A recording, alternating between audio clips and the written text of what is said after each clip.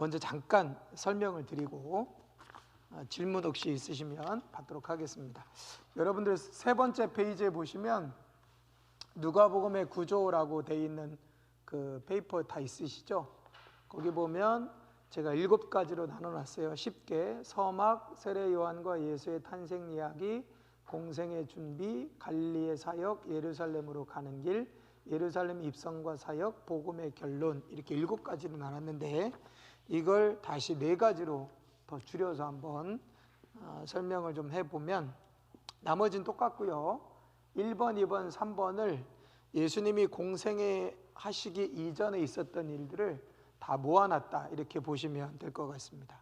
그래서 거기 보면 세례 요한에 관한 이야기, 세례 요한의 출생에 관한 이야기, 예수님의 출생에 관한 이야기, 예수님이 세례 어렸을 때 이야기, 또 예수님이 세례 받으시고 광야에 가서 시험 받으셔야 하는 이야기까지 다 통틀어서 1장, 2장, 3장 그리고 4장 13절까지 되어 있습니다.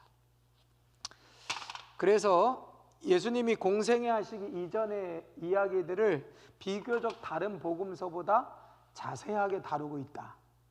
다른 복음서에는 없는 이야기까지 자세하게 다루고 있다.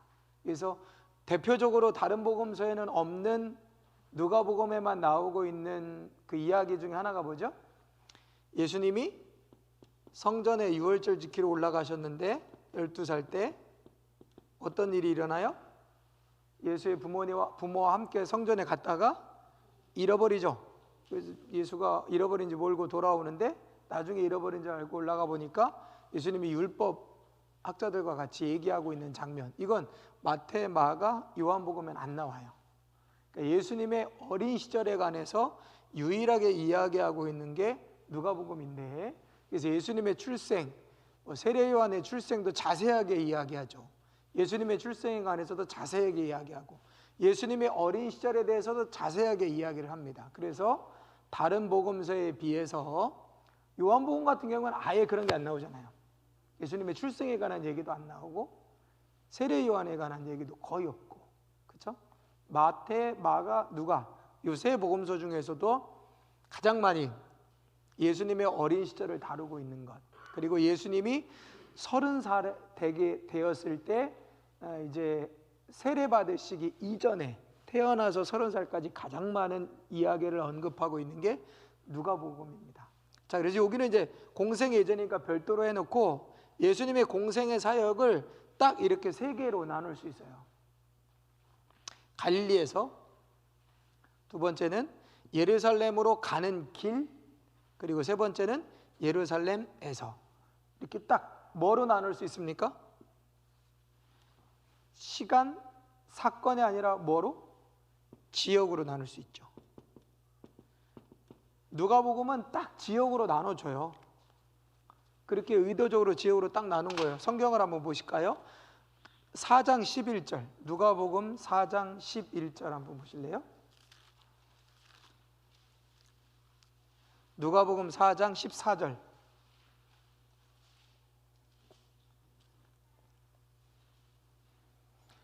누가복음 4장 14절. 예수께서 성령의 능력으로 갈릴리로 돌아가시니 그 소문이 사방에 퍼졌고 친히 그 여러 회당에서 가르치심에 무사람에게 칭송을 받으시더라. 자, 예수님이 세례 받으신 다음에 광야로 들어가시죠. 광야에서 금식하시면서 시험 받으시죠. 시험 끝난 다음에 어디로 가셨어요? 어디로 가셨다? 갈릴리로 가셨다는 거예요. 여기 갈릴리로 돌아가셨다고 그랬잖아요. 어디에서 어디로 간 거냐면 광야에서 시험 받으시고 시험이 끝난 다음에 갈릴리로 돌아가셨어요. 그러니까 예수님이 사역을 처음 시작한 장소가 어디래요? 갈릴리라고 되어 있는 거예요. 그래서 갈릴리에서 요한은 갈릴리에서 예수님이 처음 행하신 기적이 있는데 그게 뭐라는 거예요?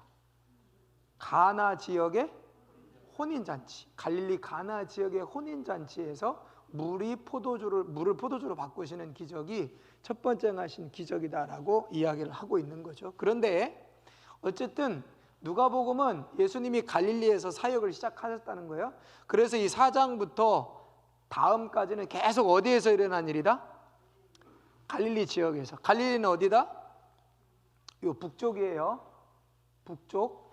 여기가 갈릴리 호수가 있고 여기가 사해 바다가 있으면 위에서 아래로 이렇게 내려오는 거잖아요. 항상 보면 우리가 지도를 볼 때 우리는 지도를 공간적으로 보기보다는 수평적으로 보잖아요. 지금은 아마 없을걸요? 사회과 부도. 교과서를 나눠주면 꼭 교과서 중에 뭐가 있었냐면 사회과 부도라고 있었어요. 기억나십니까?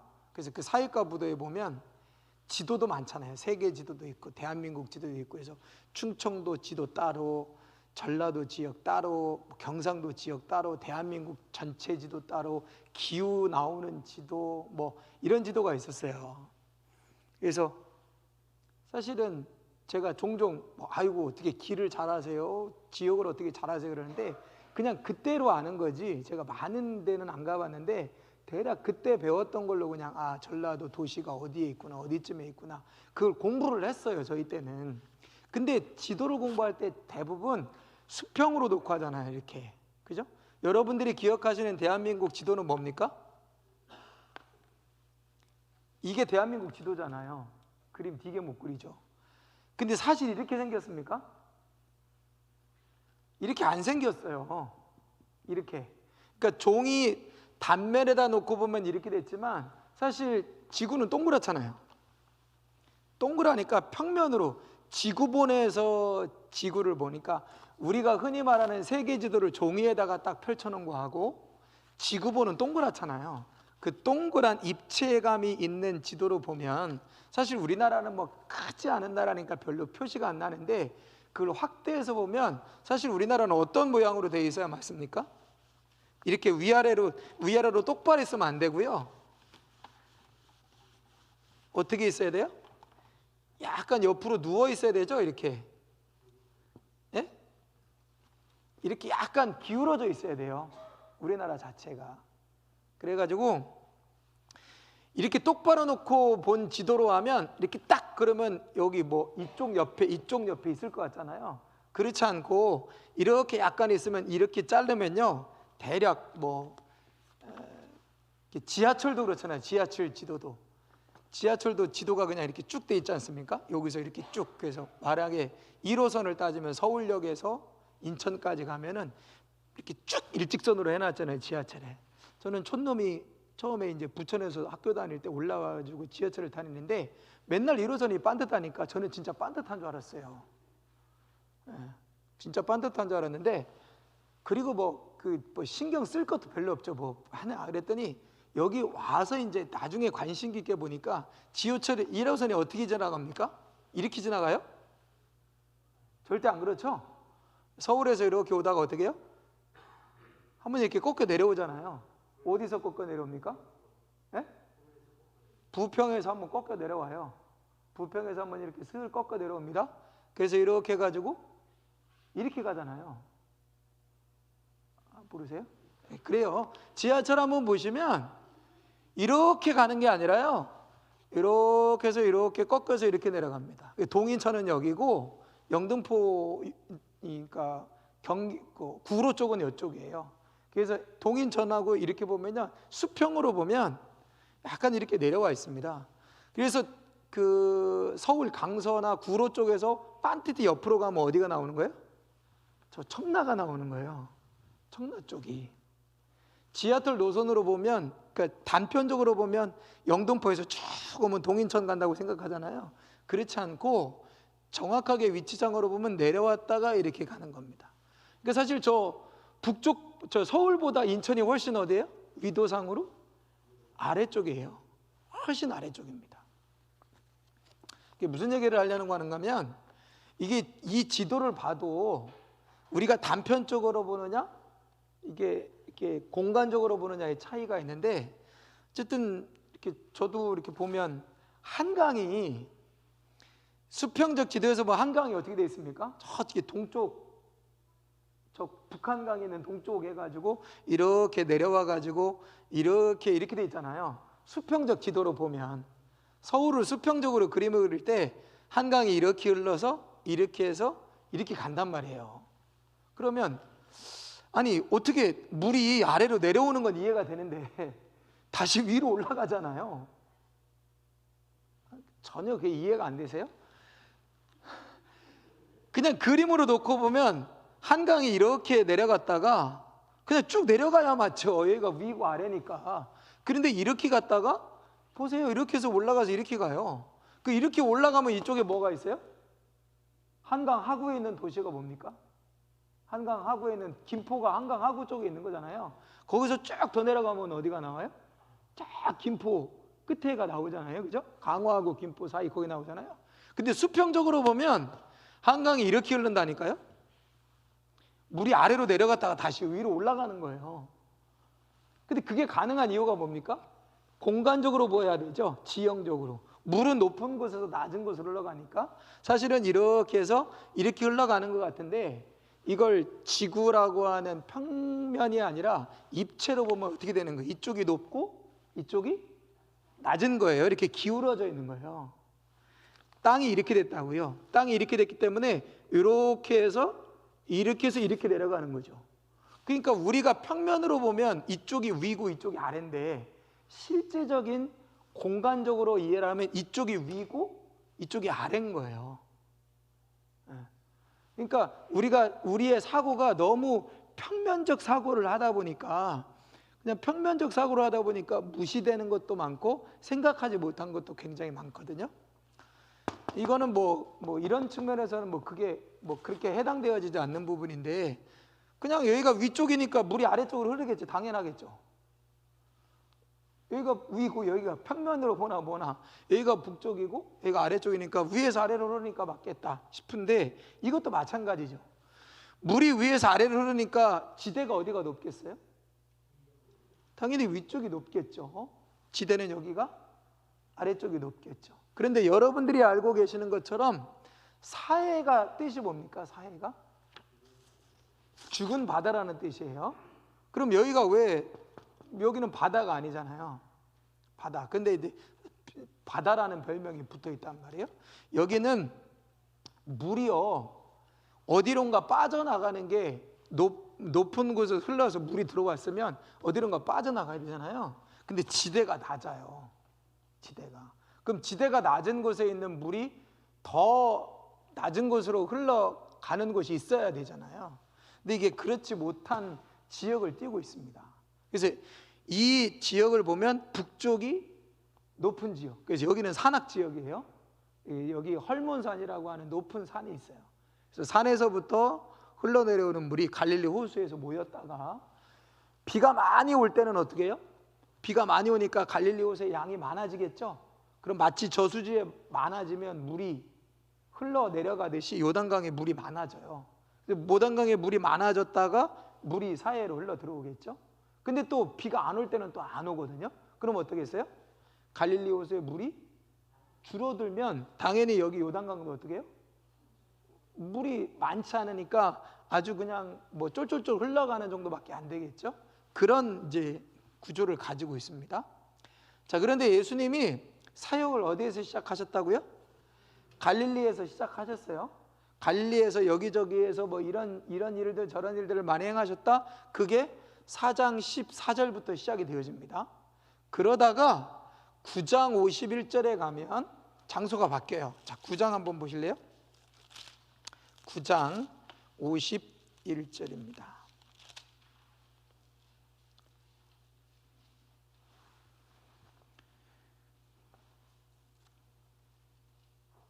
(9장 51절) 예수께서 승천하실 기약이 차감해 예루살렘을 향하여 올라가기로 굳게 결심하시고 사자들을 앞서 보내심에 그들이 가서 예수를 위하여 준비하려고 사마리아인의 한 마을에 들어갔더니 예수께서 예루살렘을 향하여 가시기 때문에 그들이 받아들이지 아니하는지라. 자, 여기서부터 이제 뭐가 나와요? 자, 갈릴리에서 예수님이 사역을 하시다가 어디로 가야 되겠다? 예루살렘으로 가야 되겠다 하는 뜻을 세우세요. 그 이유는 무슨 때가 가까운다고요? 승천하실 때가 가까웠다. 여러분 재밌잖아요? 승천하실 때가 가까웠다라고 하는 표현에 마태나 마가는 이런 표현을 쓰지 않습니다. 요한복음도 이런 표현을 쓰잖아요. 마태는 예수님이 십자가에서 죽으시기 위해서 예루살렘으로 가시는 거예요. 그러니까 특별히 다른 복음서는 예수님이 예루살렘을 가시는 이유를 뭐라고 설명을 해요? 십자가 때문에 예수님이 예루살렘으로 가시는 거예요. 근데 누가복음의 저자는 예루살렘으로 가시는 이유가 뭐 때문이다? 승천하실 때가 가까이 왔기 때문에. 목적이 달라요. 그러니까 십자가와 부활은 이미 건너뛰고 뭘 얘기해요? 승천을 얘기해요. 왜일까요?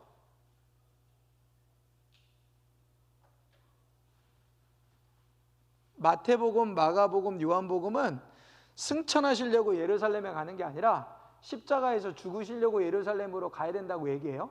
근데 누가복음의 저자는 십자가에서 죽으시고 부활하시기 위해서가 아니라 승천하시기 위해서 예루살렘으로 가신대요. 왜일까요? 그냥 쉽게 생각하세요. 에? 하늘로 올라가시기 위해서죠. 그런데 왜 누가복음의 저자는 이런 표현을 썼냐고요?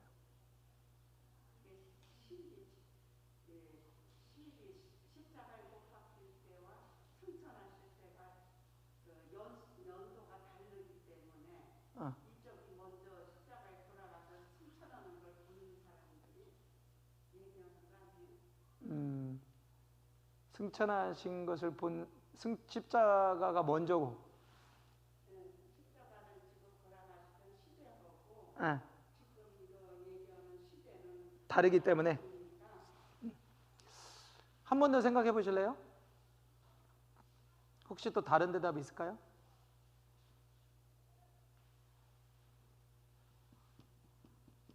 누가복음의 저자는 왜 십자가 죽으시고 부활하실 때 의기와 예루살렘으로 가는 게 아니라 승천하시고 예루살렘으로 가셨을까? 누가라는 게 중요해요. 누가.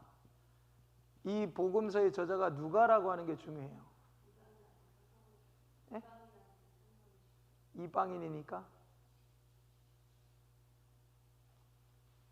마태복음, 마가복음, 요한복음의 저자는 한 권 쓰고 땡. 누가복음의 저자는 누가복음 말고 또 뭐가 있어요? 사도행전 또 쓰잖아요. 사도행전의 역사의 시작은 언제부터예요? 네? 사도행전의 역사의 시작이 언제부터냐고요?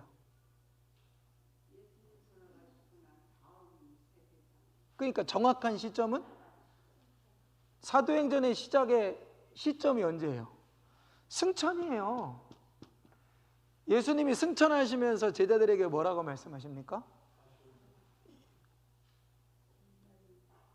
너희는 이 성을 떠나지 말고, 그죠? 여기 머물러 기다려라. 유대와 사마리아 땅끝까지 이르러 내 증인이 될 거다 하고 승천하시면서 예수님께서 말씀하시고 가시잖아요. 그게 사도행전 1장이잖아요. 그분이 가시고 나서 약속한 대로 성령을 기다리니까 성령이 임하잖아요. 그게 2장이고 1장의 얘기는 뭐냐면 예수님이 승천하시면서 명령을 내리시는 거예요. 유대와 사마리아 땅끝까지로 내 증인이 될 거다. 성령이 너에게 임하시면 그럴 거야. 그러니까 성령 기다려. 그게 사도행전의 시작이에요.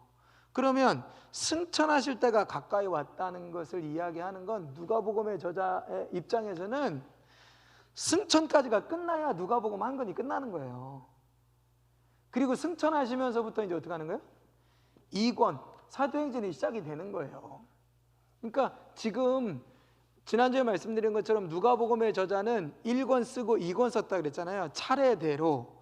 여러분 1권 쓰고 2권 쓰고 차례대로 쓸 때 2권 염두해요 안 해요? 당연히 하겠죠. 당연히. 그러니까 누가복음은 예수님의 첫 번째 사역의 끝을 어디로 보는 거예요? 승천하시는 거로 보는 거예요. 자, 그래서 이제 승천하실 때가 가까이 왔으니까 어디로 가자? 예루살렘으로 가자. 그럼 예루살렘으로 가려면 어디를 통과해야 돼요? 이 사마리아를 통과해야 되겠죠. 그래서 갈릴리 사역을 끝내고 예루살렘으로 가는 길이 시작이 되는 게 언제냐? 19장 51절부터는 갈릴리에서의 사역이 아니에요. 예루살렘을 향하여 가는 도중에 있었던 일을 이야기합니다. 언제까지? 예루살렘으로 가는 길을 여기 19장 28절 예루살렘에 들어가실 때까지. 그래서 9장 51절부터는 계속해서 어디를 향해서 가고 있다 지금? 갈릴리에서 예루살렘을 향하여 가는 길에 되어져 있다. 그러니까 여기가 2번이라면 여기는 3번이겠죠. 여기 갈릴리 사역이 여기가 2번이죠. 그 다음에 예루살렘으로 가는 길이니까 여기 3번이겠죠. 지역적으로 딱 구분이 된다니까요. 4장 14절부터 9장 50절까지는 여기, 9장 51절부터 19장 27절까지는 여기. 자, 19장 28절에 무슨 일이 일어나나 보세요. 19장 28절 같이 읽겠습니다. 19장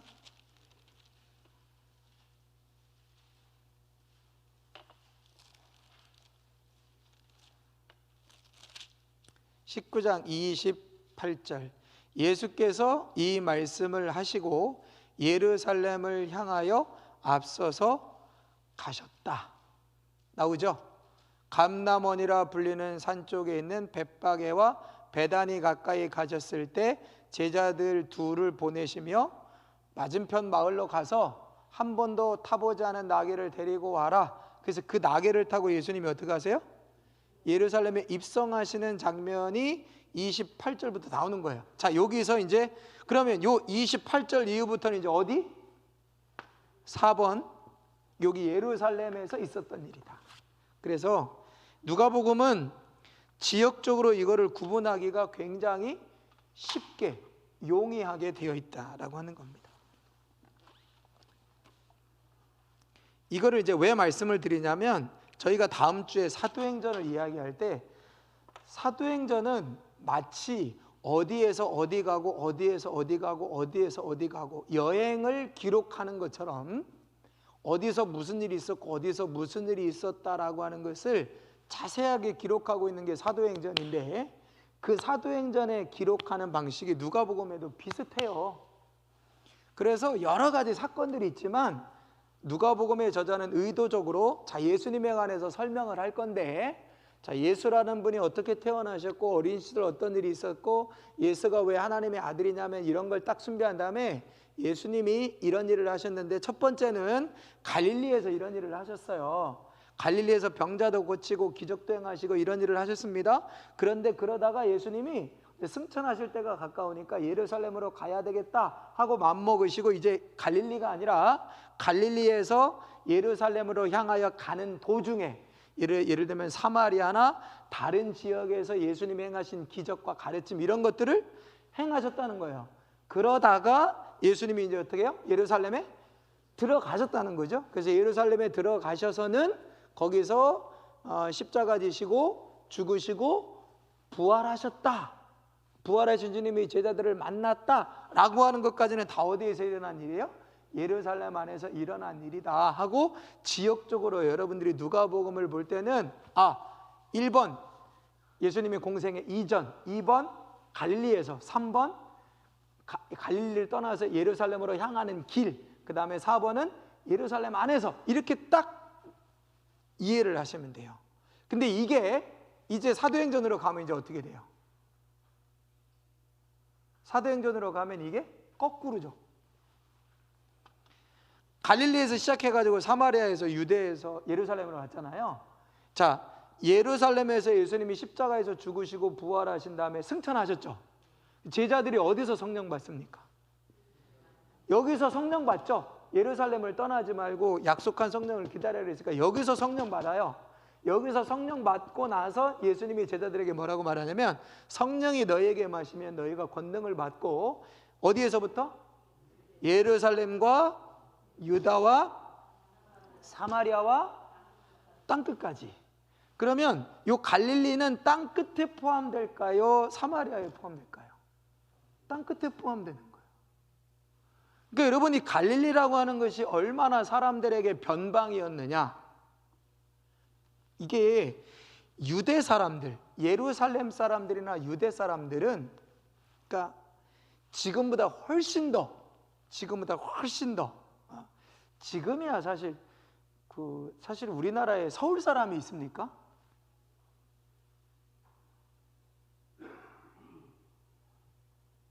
우리나라에 엄밀히 말하면 서울 사람 찾기 어렵죠. 대부분 서울에 사는 950만 서울 시민들은 대부분 다 한 제가 모르긴 몰라도 70% 가까이는 다 고향이 어딜까요? 다 지방입니다. 다 지방에서 올라온 사람들이에요. 옛날에 한양 인구가 얼마나 됐겠어요? 몇 명 안 됐어요. 네? 몇 명 안 됐다고요. 근데 다 지방에서 어떻게 했어요? 50년대, 60년대, 70년대 다 지방에서 올라온 사람들이에요. 그러니까 거기서 올라와서 한 30년, 40년 살다 보니까 나는 어디 사람이래요? 서울 사람이에요. 근데 사실 족보는 어디에 있습니까? 족보는 다 지방에 있잖아요. 그죠? 근데 이제 뭐 지금도 뭐 그럴 수 있지만 이 당시에는 더 했어요. 예루살렘 유다 사람들은 사마리아 사람들은 역사적인 이유 때문에 아주 이방인 취급하고 상종도 안 했고, 갈릴리 사람들은요 완전 촌놈 중에 촌놈입니다. 세상에 갈릴리같이 상종할 만한 촌놈이 없어요. 그래서 예수님의 고향이 갈릴리라고 하니까 사람들이 뭐라고 말합니까? 갈릴리에서 무엇 선한 것이 나오겠느냐 그랬다는 거죠. 이거는 지역적으로도 그렇지만 종교적으로도 굉장히 예루살렘 사람들은, 유대와 예루살렘 사람들은 자기들이 지금 어디 가까이에 있는 거예요? 성전 가까이에 있는 거죠. 그러니까 자기들은 나름대로 신앙의 순수성이 있고 신앙의 정통성이 있다고 자부하는 거예요. 근데 이 갈릴리 사람들은, 자, 이 사마리아 사람들은 언제 이스라엘의 역사로 보면 북이스라엘이 멸망할 때 아수르라고 하는 사람들에 의해서 나라가 멸망하면서 혼혈이 됐다 그랬잖아요. 그때부터 유다 사람들은 사마리아 사람들을 이방인 취급하기 시작했습니다. 갈릴리 지역은요, 갈릴리 지역은 여기는 그 이후에 수많은 외세들이 이 지역을 점령했다 또 빼앗겼다, 점령했다 빼앗겼다, 점령했다 빼앗겼다 합니다. 그러니 여러분 생각해 보세요. 이 유대와 예루살렘은 별의별 나라들이 와가지고 막 지배했다가 또 나갔다고 했지만 그래도 그 역사에서 자기들이 뭘 지킨 거예요? 이 성전을 지키고 자기들의 신앙을 지킨다라고 하는 신앙 중심의 어떤 공동체라는 자부심이 있었어요. 근데 이 갈릴리 지역은, 사마리아 지역도 갈릴리 지역고 여러 이방 민족이 와서 그 지역을 점령할 때 당연히 그 사람들이 자기들의 신앙을 이 사람들에게 주입을 시켰겠죠. 그러니까 여기는 굉장히 혼합주의가 굉장히 심했던 지역입니다. 사마리아도 그렇고요. 다만 예루살렘과 유다도 물론 그렇지만 그들은 자기 나름대로는 어떤 생각이 있는 거예요? 우리는 그래도 신앙의 순수성과 신앙의 정통을 지켜온 사람들이다라고 하는 자부심을 가지고 있는 사람들이 누구냐? 예루살렘. 그리고 그 예루살렘에 그 자부심을 가지고 있는 최고 정점에 있는 사람들이 누구겠어요? 바리새인들이나 사두개인들이나 이런 사람들. 그리고 그 다음으로 예루살렘과 유대 지역에 살고 있는 그 지역민들도 나름대로 우리는 유대 사람이다, 나는 서울 사람이다, 이렇게 자부심을 갖듯이 그런 자부심이, 지역적 자부심이 있었다니까요. 반면에 갈릴리 사람들이나 사마리아 사람들은 그런 게 없었다는 거예요. 오히려 이 사람들은 이 사람들을 바라볼 때 뭔가 상종 못할 사람, 뭔가 저 사람들은 우리랑은 좀 다른 사람, 이런 게 있었다는 겁니다. 이질적인 게. 그래서 갈릴리에서 사마리아로, 유대에서 예루살렘으로 왔다면 성령의 역사는 반대로 가요. 예루살렘에서 유대로, 유대에서 사마리아로, 사마리아에서 갈릴리를 시작으로 해서 땅끝까지 성령의 역사가 거꾸로 가는 거죠. 그래서 사도행전 초반에는 예루살렘에서 유대에서 사마리아까지의 이야기입니다. 이 이야기의 중심은 누구예요? 당연히 베드로를 중심으로 한 12제자겠죠. 땅 끝의 이야기의 중심은 누구겠습니까? 사도 바울이겠죠.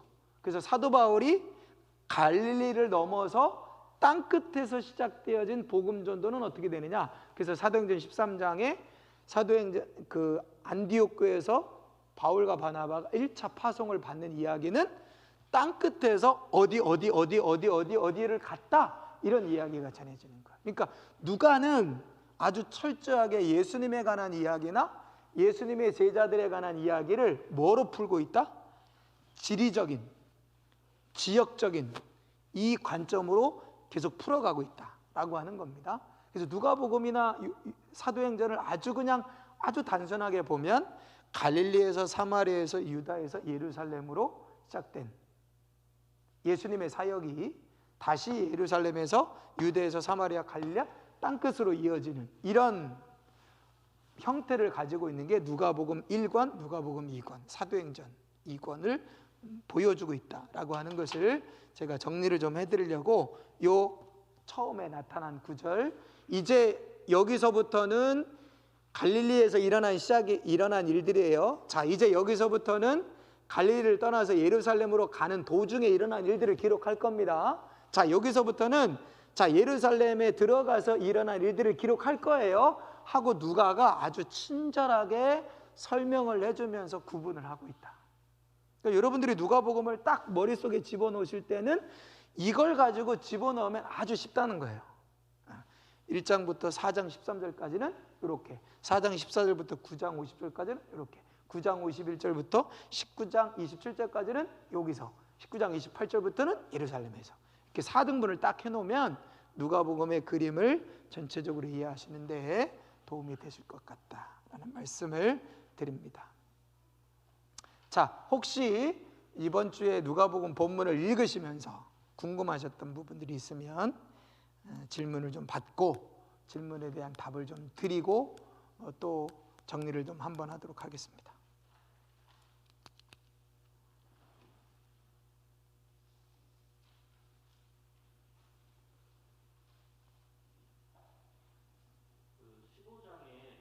예? 15장에 보면 잃어버린 아들에 대한 비유가 나옵니다. 네네. 목사님이 아마 설교 시간에 한번 이 부분을 설명을 하셨던 거거든요. 네.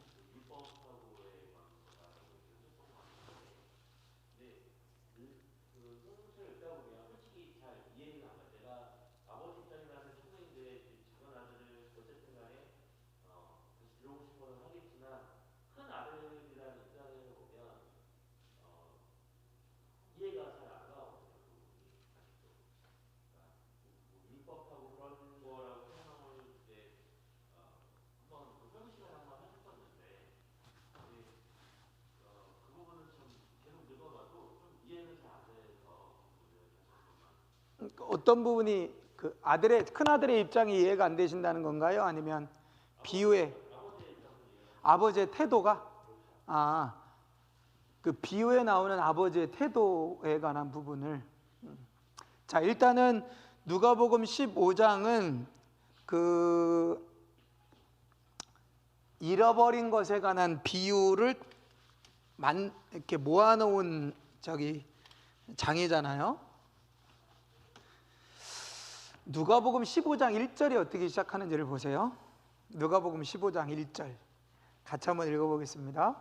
모든 세리와 죄인들이 말씀을 들으러 가까이 나아오니, 자, 모든 세리와 죄인들이 말씀을 들으러 가까이 옵니다. 그때 2절을 보세요. 시작. 바리새인과 서기관들이 수군거려 이르되 이 사람이 죄인을 영접하고 음식을 같이 먹는다 하더라. 그림을 딱 그려보시면 예수님이 계신데 여기 바리새인과 율법학자들이 있어요. 그런데 여기 무리들이 오는데 누가 오냐면 세리들, 그리고 죄인들이라고 평가되는 사람들이 막 예수님께 몰려오는 거예요. 근데 누구도 있다고요? 바리새인들과 서기관들이 있다는 겁니다. 자, 이 사람들이 오는 것을 탐탁해요, 탐탁해 하잖아요. 탐탁해 하자는 거예요. 자, 그러면 이 상황을 한번 잘 생각을 해보시면, 자, 예수님이 하나님 나라의 복음을 전하는데 바리새인들과 서기관들이 있고 죄인들과 세리들이 막 들으러 오는 거예요. 근데 이 사람들을 오지 않았으면 하는 거예요. 와도 예수님이 적당히 거리를 뒀으면 좋겠는 거예요. 예수님이 저들을 받아들여도 일단은 자기들 입장에서는, 자, 기본적으로 바리새인들과 서기관들은 이 사람에 대해서 어떻게 취급을 하죠? 기본적으로 죄인이죠. 죄인이면은 가까이 합니까, 안 합니까? 가까이 안 하죠. 멀리 해야 되겠죠. 그러니 당연히 예수도 율법을 가르치는 사람이라면 이들을 어떻게 해야 돼요? 멀리 해야 되는 거죠. 근데 예수님의 태도가 이해가 안 되는 거예요. 자꾸 이 사람들을 가까이 하는 겁니다. 예수님이 그걸 알아요, 몰라요? 알죠. 저들이 왜 저 세리와 바리새인들과 가까이 하느냐? 가까이 하는 걸 어떻게 할 수 있어요? 같이 밥 먹는다는 거예요. 그럼 밥 먹는 게 굉장히 중요하잖아요, 그죠? 네, 밥 먹는 게 굉장히 중요한데 예수님이 세리와 죄인들과 같이 밥을 먹습니다. 자, 밥을 먹는다는 건 뭘 의미하냐면 바리새인들과 서기관들 입장에서는 식사할 때 뭐가 중요해요? 손을 씻고 정결 예에 따라서 식사를 먹는 예절이 중요하다라고 하는 겁니다. 자, 예를 들어서 우리는 밥을 먹을 때 어떻게 먹어야 돼요? 우리는 밥을 먹을 때 밥이 왼쪽입니까, 오른쪽입니까? 밥이 왼쪽. 국이 오른쪽. 숟가락은 왼쪽으로 들어야 돼요, 오른쪽으로 들어야 돼요? 오른쪽. 젓가락질은 오른쪽으로 하되 똑바로 삐딱하게. 똑바로. 어떻게 하는 게 똑바로 하는 거예요? 이렇게 하는 거 아니죠? 이렇게 하는 거 아니죠? 이렇게 하는 겁니다. 그죠? 하는 겁니다. 밥 먹을 때는 어떻게 해야 돼요? 밥 먹을 때 입에 음식 넣고 말하면 돼요, 안 돼요? 안 되죠? 가급적이면 밥 먹을 때 말하면 돼요, 안 돼요? 안 되죠? 입에 음식이 있는 동안에 말하면 안 됩니다. 그렇죠? 먹으면서 흘리면 돼요, 안 돼요? 먹으면서 흘리면 돼요, 안 돼요? 안 되죠? 먹을 때 핸드폰 보거나 딴짓 하면 돼요, 안 돼요? 먹는 거에 집중해야 되죠? 먹을 때 삐딱하게 안 되면 됩니까, 안 됩니까? 안 되죠? 똑바로 앉은 자세에서 먹어야죠. 자, 이런 게 일반적 예의와 일반적 기준으로 우리에게도 있잖아요. 정서적인. 그게 뭐 안 지킨다고 해서 죽는 문제는 아니지만, 근데 유대인들, 특히 바리새인들이나 서기관들 입장에서는 이 정결례, 식사에서의 정결례는 하나님의 법과 관련되어 있는 거예요. 그것은 자기들이 하나님 앞에서 거룩한 사람이다라고 하는 것을 증명해 보이는 일상의 생활 중에 하나예요. 근데 이걸 이 사람들은 합니까, 안 합니까? 당연히 안 하죠. 세리들이나 죄인들은 그걸 안 해요. 그러니까 여러분, 누가 밥 질질 흘려가면서 왼쪽으로 밥 먹고 국은 또 넣고, 심지어는 나는 숟가락 사용 그래요 그러고서 숟가락이 아니라 손으로 막 이렇게 손으로 밥을 먹으면서 국도 그냥 마시면서 질질 흘려가면서, 여러분 그렇게 밥 먹는다면 밥맛이 떨어지겠습니까? 밥맛이 살아나겠습니까? 입에 잔뜩 물고 왜 안 드셔, 맛있네, 그거 막 질질 흘리고 먹으면 참 저 인간 맛있게 먹는다 이래요? 다시는 같이 밥 안 먹고 싶어요? 밥 안 먹고 싶죠? 근데 그런 정서적인 문제를 떠나서 이 사람들을 바라보는 시각은 죄인이에요. 상종하지 말아야 돼요. 근데 예수님이 적어도 그 사람들이 말을 들으러 온다는 것을 받아들이는 건 그럴 수 있어요. 근데 자꾸 예수님이 친하게 대하는 거예요. 친하게. 그래서 이게 여기에만 있었던 게 아니잖아요. 다른 데도 보면 세리, 레위를 부를 때도 예수님이 레위를 부른 다음에 세리들 다 모아놓고 밥 먹잖아요. 그러니까 바리새인들이 뭐라고 그래요? 저 예수는 왜 자꾸 저 죄인들하고 같이 밥 먹냐? 그리고 밥 먹을 때 어떻게 먹어요? 숟가락하고 젓가락하고 밥 먹으면 좋겠는데 예수님도 똑같이 어떻게 해요? 손으로 먹는 거예요. 맛있냐? 많이 먹어라. 그들이 먹는 방식으로 물을 이렇게 마시면서 여러분 만약에 오지에 선교를 갔는데 숟가락 젓가락 다 챙겨가지고 밥 먹으러 가는 게 그게 그 사람들에 대한 예의입니까? 그 사람들은 어떻게 먹어요? 그냥 손으로 먹잖아요. 제가 예전에 네팔을 한번 선교하러 간 적이 있거든요. 네팔은 알랑미라고 해서 날아다니는 밥. 그 사람들은 그냥 밥이 어떻게 되냐면 접시예요. 그냥 카레 같은 밥 하나 있고 잘 먹으면 닭고기 같은 게 하나 나와요. 딱 2개 나옵니다. 그 2개를 먹는 거예요. 어떻게 먹느냐? 그냥 잘 먹더라고요. 이렇게. 저는 가서 숟가락 달라고 그럽니까? 똑같이 먹어야 돼요. 이렇게도 먹고 이렇게도 먹고 먹어야 되죠. 예수님 그렇게 하신 거예요. 야 인마 손 씻어 가서. 내 유대인인데 나랑 같이 먹으려면 손 씻고 자세 똑바로. 뭐 하는 거야? 이렇게 하지 않으셨다니까요. 그냥 그 세리들하고 같이 걔네들이 먹는 방식으로 먹는 거예요. 그 꼴을 누가 못 보는 거예요? 바리새인들이 못 보는 거예요. 너는 하나님의 선지자라고 하면서 어떻게 그 사람들하고 같이 이렇게 어울리면서 그런 짓을 하냐? 우리 채신 깎여 먹게. 그 얘기를 하는 거예요. 그 분위기, 그 모든 상황, 이 사람들이 가지고 있는 생각, 정석을 다 아시는 겁니다. 그리고 나서 얘네 들으라고 하는 얘기가 그 비유예요. 어떤 사람에게 100마리의 양이 있다. 근데 양 1마리가 잃어버렸네? 그러면 그 양의 주인은 99마리가 아니라 잃어버린 그 1마리를 찾으러 간다는 거예요. 왜? 핵심은 그 양의 주인이 1마리 양을 어떻게 생각했느냐는 거예요. 그 1마리의 양을 어떻게 생각했냐는 거예요. 여러분 그 양의 주인이 그 1마리를 생각할 때 어떻게 생각했겠습니까?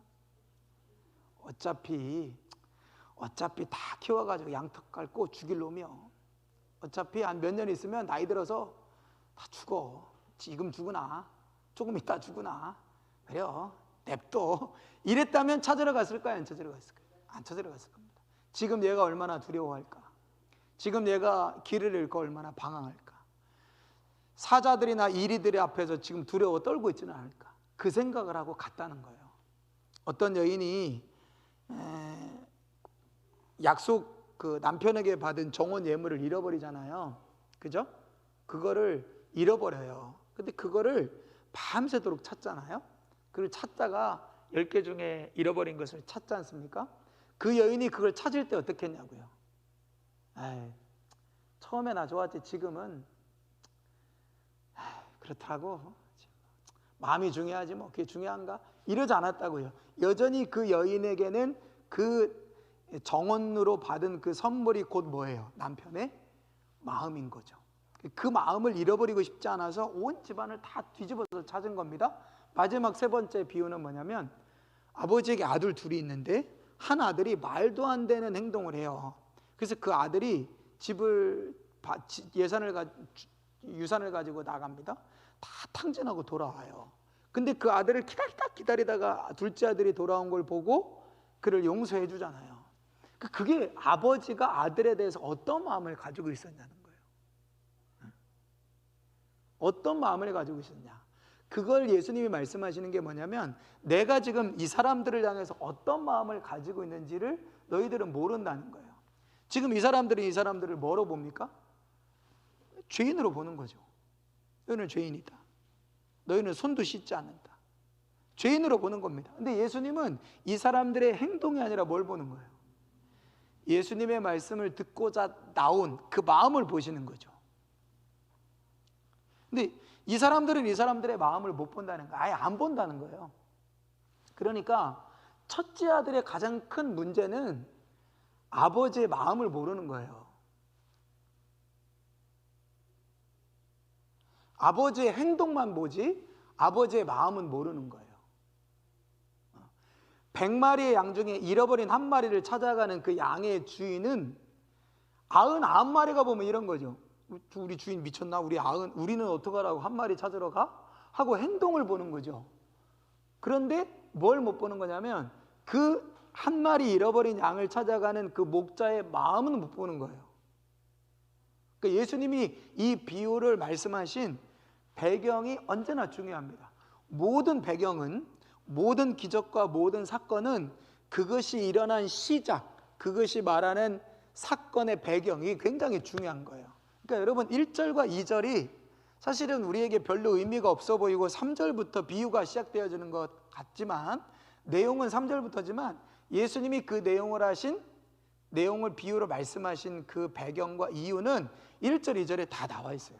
바리새인 서기관들과 죄인들과 세리들이 서로 함께 있을 때 과연 예수님께서 이들을 향한 마음과 이 사람들이 이 사람들을 바라보는 마음이 서로 다르다. 그래서 예수님이 자기 마음을 알아듣게 쉽게 설명을 한 거예요. 자, 이 사람들이 알아들을까요? 못 알아들을까요? 못 알아듣습니다. 어쨌든 그런 이제 율법과 복음의 관계로 이거를 이제 이야기도 하지만, 결국에는 이 본문의 의도로만 본다면 여러 가지 다양한 해석과 여러 가지 다양한 관점으로 볼 수 있어요. 이게 율법과 복음이다. 맞죠? 근데 아주 그냥 성경에 일어난 사건의 팩트로만 본다면 이러한 상황 속에서 예수님이 이런 사람들에게, 예수님이 이런 사람들을 왜 그렇게 받아주고 있는지, 맞아주고 있는지에 대한 것을 비유로 설명하시는 것이다 라고 하는 겁니다. 이 당시에 비유로 설명하는 건 굉장히 흔한 거고 굉장히 일반적인